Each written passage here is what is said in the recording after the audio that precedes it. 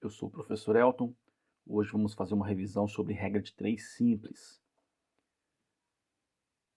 Bom, regra de 3 simples. Regra de 3 simples é um processo prático para resolver problemas que envolvam 4 valores, dos quais conhecemos 3 deles. Passos utilizados numa regra de 3 simples. Então, quais são os passos que nós iremos utilizar?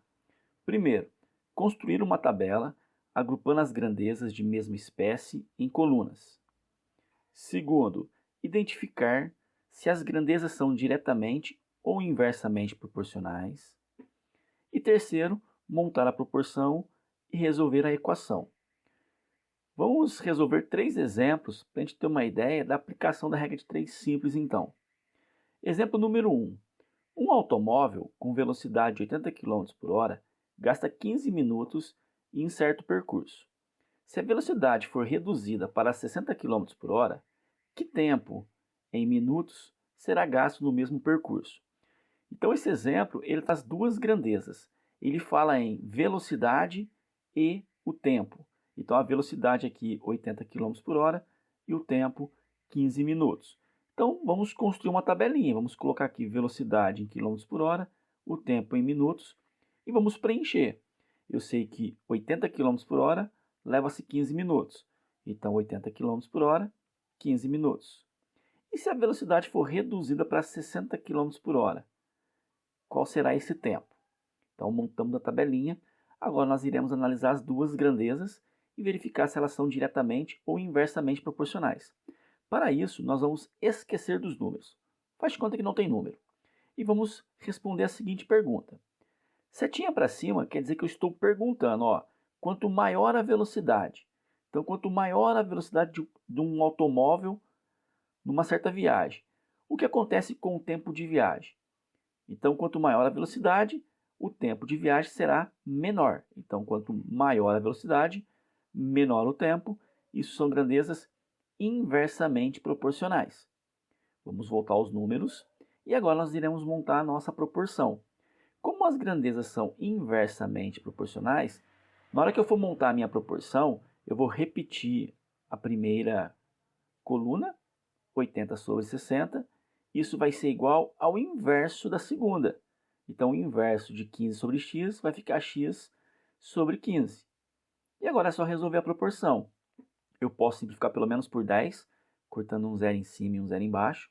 E sobrou 6 vezes x. 6x igual 8 vezes 15, 120. Como o 6 está multiplicando, o 6 passa dividindo. Então, nós temos 120 dividido por 6, que vai dar 20 minutos. Então, se a velocidade for reduzida para 60 km por hora, o tempo da viagem será de 20 minutos. E vamos para o segundo exemplo. Um pintor utilizou 18 litros de tinta para pintar 60 metros quadrados de parede. Quantos litros de tinta serão necessários para pintar 450 metros quadrados nas mesmas condições? Então, nós temos aqui duas grandezas. Nós estamos falando em litros de tinta e metros quadrados de parede. Vamos montar uma tabelinha. Então, temos aqui litros e metro quadrado. Então, nós sabemos que com 18 litros consegue-se pintar 60 metros quadrados de parede. E queremos saber quantos litros de tinta serão necessários para pintar 450 metros quadrados.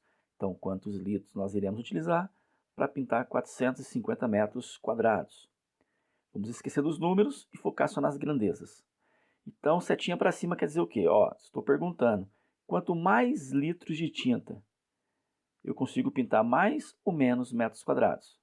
Então, quanto mais litros de tinta, eu consigo pintar mais metros quadrados. Então, as grandezas são diretamente proporcionais. Voltando aos números, nós vamos montar a proporção. Como são diretamente proporcionais, nós vamos manter as colunas do jeito que elas aparecem.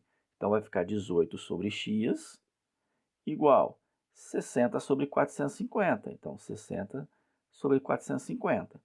Nesse caso, a gente pode simplificar por 10, cortando os zeros, e vamos resolver a proporção.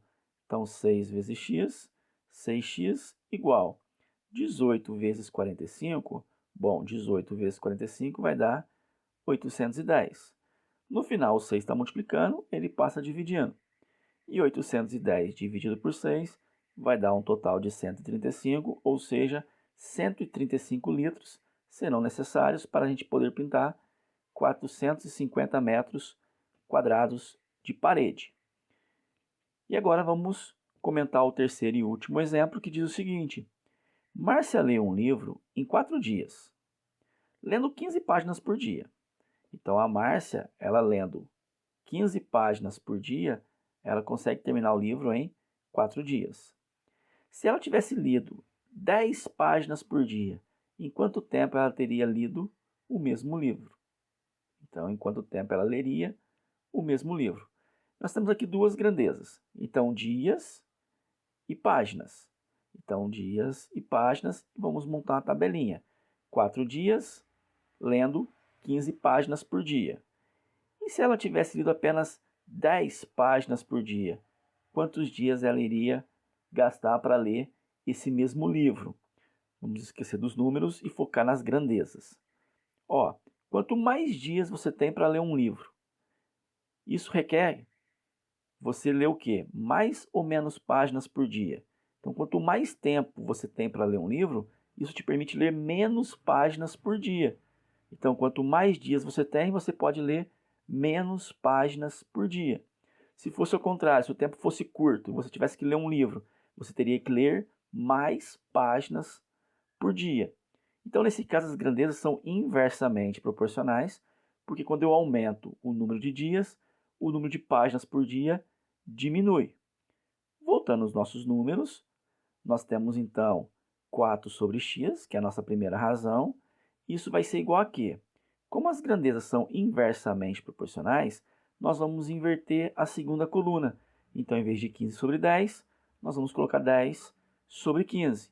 E resolver a proporção normalmente. Então, 10 vezes x, nós temos 10x, 4 vezes 15, vai dar 60. No final, 10 está multiplicando, passa dividindo. 60 dividido por 10, 6 dias.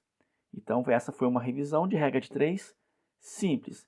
A maior dificuldade é o aluno interpretar as duas grandezas para verificar se elas são diretamente ou inversamente proporcionais, porque na maioria dos exercícios elas serão diretamente proporcionais e a proporção fica do jeito que a gente monta a tabelinha, 4 sobre x e 15 sobre 10.